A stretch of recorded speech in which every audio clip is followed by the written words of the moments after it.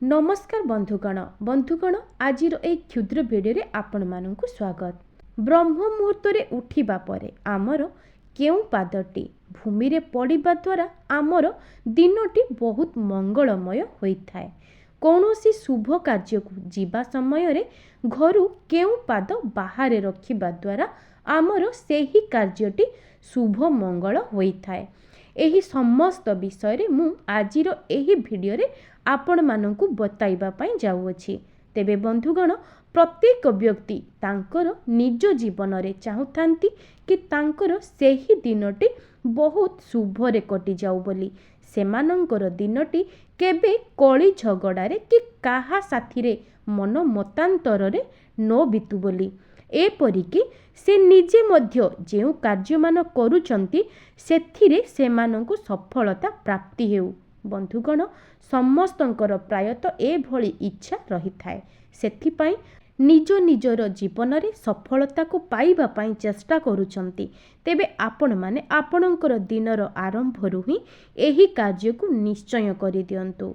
बंधुगण ब्रह्म मुहूर्त रे उठिबा परे आपणकर पादटी जेतेबेले भूमि उपरे पड़ी थाए तेबे आपणकर सेही दिनटी मंगलमय हेबा सहित आपणकर धन जनित समस्या मध्य दूर होई जाई थाए। ता सहित आपण माने जेउ भी कार्य करिवे सेथिरे आपणଙ୍କୁ मन मुताबक शुभ फल प्राप्ति हेबो। जदि भी किछि आपणଙ୍କର अधा अधूरा मनस्कामना रही अछि तेबे आपणଙ୍କର सेही मनस्कामना मध्य निश्चय पूर्ण होई जिवो। मोर प्रिय बंधुगण एही भिडियोर आगरे मु आपण मानकु बताइबी जे ब्रह्म मुहूर्तरु आपण माने केउ पादटीकु भूमि उपरे रखिबा द्वारा आपणଙ୍କର जहा भी किछि छोट बड़ समस्या रहिछि से समस्त समस्यार अंत होई जिवो।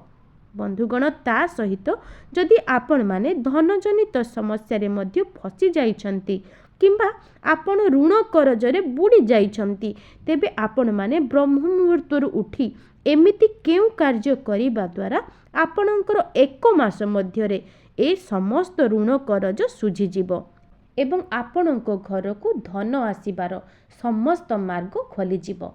समस्त विषय रे मु आपण मानकु बताइबा पई जाउअछि। एहा पूर्वरु आपण मानकु मोर अनुरोध एही भिडियोटी को लाइक करी चैनल टी को सब्सक्राइब कर दियंतु। ता सहित तळे थिबा कमेंट बॉक्स रे जय मां लक्ष्मी निश्चय लिखि देबे। तेबे बंधुगण प्रथम कथाटी हेला जेउ व्यक्ति माने ब्रह्म मुहूर्तरु उठी थांती तांकर भाग्यटी संपूर्ण भावरे परिवर्तन होई जाई थाए। सेही व्यक्तिंको उपरे भगवानंकर आशीर्वाद सदा सर्वदा पई रही थाए। कारण ब्रह्म मुहूर्त जहा कि आपण माने मध्य जानि थिबे भोर 3टा रु 5टा मध्य रे ही होई थाए ताहाकु ब्रह्म मुहूर्त बोली कुहा जाए।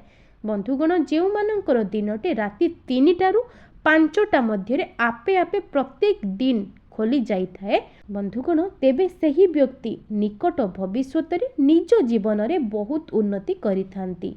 बंधुगण जेउ माने भी एही भिडियोटी को देखुचंती सेमाने तळे थिबा कमेंट बॉक्स रे अवश्य जणाइबे जे सेमानंकर निद केउ समय रे खलुछि।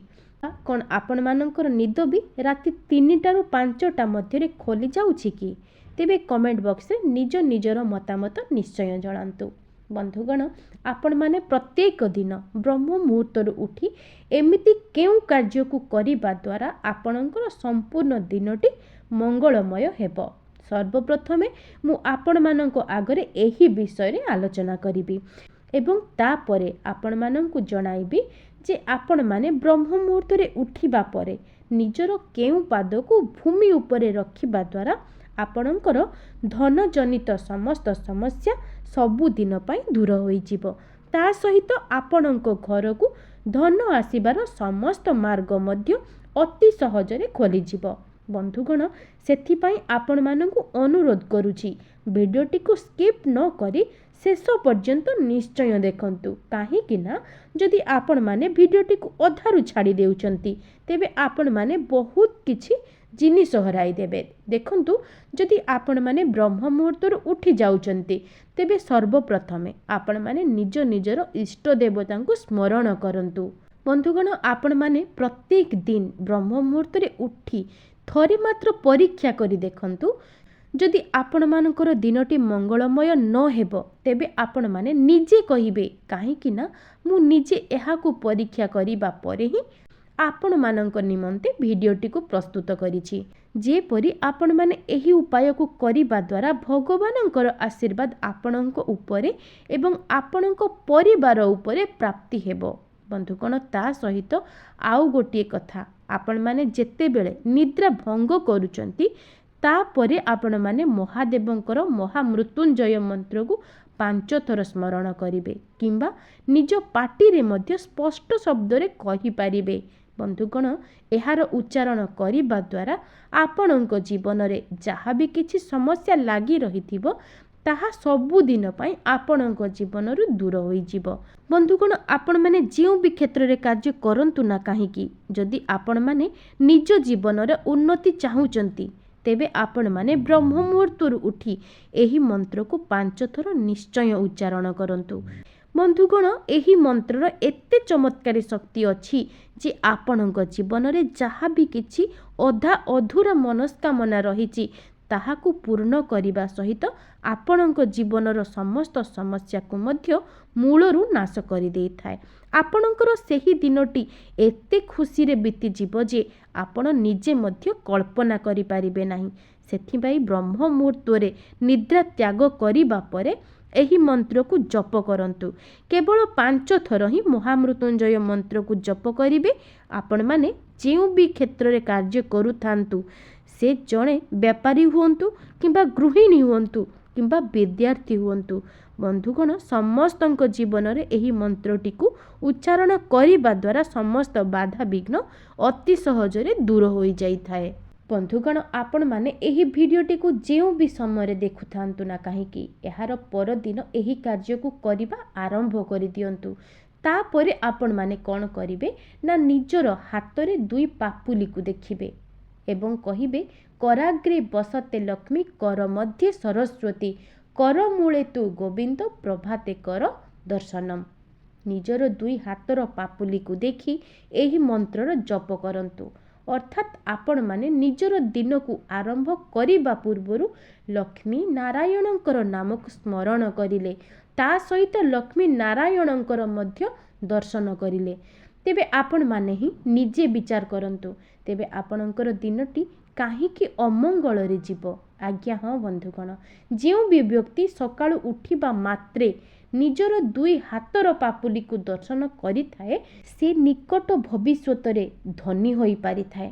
ତା ସହିତ ସେ ଯେଉଁ ବି କ୍ଷେତ୍ରରେ ହାତ ଦେଇଥାଏ ସେହି କ୍ଷେତ୍ରରେ ବିଜୟୀ ମଧ୍ୟ ହୋଇଥାଏ ଏବଂ ନିଜର ବ୍ୟାପାର ବାଣିଜ୍ୟରେ ବି ବହୁତ ଉନ୍ନତି କରିଥାଏ। ସେଥିପାଇଁ ଯଦି ଆପଣମାନେ ମଧ୍ୟ ନିଜ ଜୀବନରେ ଉନ୍ନତି କରିବା ପାଇଁ ଚାହୁଁଛନ୍ତି ତେବେ ପ୍ରତ୍ୟେକ ଦିନ ସକାଳୁ ଉଠିବା ମାତ୍ରେ ଏହି ସବୁ କାର୍ଯ୍ୟକୁ ଥରେ ମାତ୍ର କରିକି ଦେଖନ୍ତୁ। ବନ୍ଧୁଗଣ, ଏବେ ଜାଣିବା ଆପଣମାନେ ବ୍ରହ୍ମ ମୁହୂର୍ତ୍ତରେ ନିଦ୍ରା ତ୍ୟାଗ କରିବା ପରେ ଭୂମି ଉପରେ ନିଜର କେଉଁ ପାଦକୁ ରଖିବା ଦ୍ୱାରା ଆପଣଙ୍କ ଜୀବନରେ ଉନ୍ନତି ହୋଇଥାଏ। ପ୍ରଥମ କଥା, ଯେତେବେଳେ ଆପଣମାନେ ସକାଳୁ ଉଠି ଯାଉଛନ୍ତି ତେବେ ଉଠିବାର ସଙ୍ଗେ ସଙ୍ଗେ ଆଇନାର ଆଗକୁ ଯିବେ ନାହିଁ।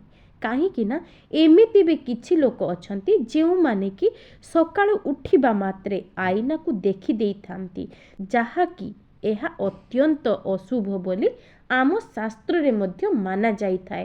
କାହିଁକି ନା ଆପଣମାନେ ଯେତେବେଳେ ଶୟନ କରିଥିବେ ସେତେବେଳେ ଆପଣଙ୍କ ଶରୀରରେ ଅନେକ ପ୍ରକାରର ନକାରାତ୍ମକ ଶକ୍ତି ଭରି ହୋଇ ରହିଥାଏ। ଯଦି ଆପଣମାନେ ନିଦ୍ରାରୁ ଉଠି ସଙ୍ଗେ ସଙ୍ଗେ ଆପଣ ଆଇନାର ଦର୍ଶନ କରୁଛନ୍ତି ତେବେ ଆପଣମାନେ ନିଜର ମୁଖକୁ ମଧ୍ୟ ଦର୍ଶନ କରିଦେବେ, ଯାହାଦ୍ୱାରା ଆପଣଙ୍କ ଶରୀରକୁ ସେହି ସମସ୍ତ ନକାରାତ୍ମକ ଶକ୍ତି ପ୍ରବେଶ କରି ଯାଇଥାନ୍ତି ଏବଂ ଆପଣଙ୍କର ସେହି ଦିନଟି ଅମଙ୍ଗଳରେ ଯାଇଥାଏ। ଏହାପରେ ଆପଣମାନେ ଯେତେବେଳେ ନିଜର ପାଦଟିକୁ ତଳେ ରଖିବେ, ତଳେ ରଖିବା ପୂର୍ବରୁ ଗୋଟିଏ କଥାର ଧ୍ୟାନ ରଖିବେ। ବନ୍ଧୁଗଣ, ସର୍ବପ୍ରଥମେ ଆପଣଙ୍କର ନିଶ୍ୱାସ ପ୍ରଶ୍ୱାସକୁ ଅନୁଧ୍ୟାନ କରିବେ।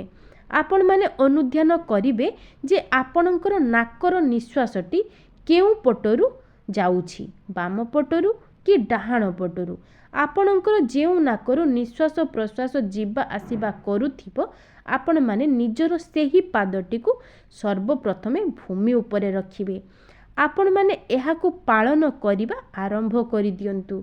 देखिबे खूब कम समय मध्यरे आपणक जीवन रे बहुत बड़ परिवर्तन होइजिवो।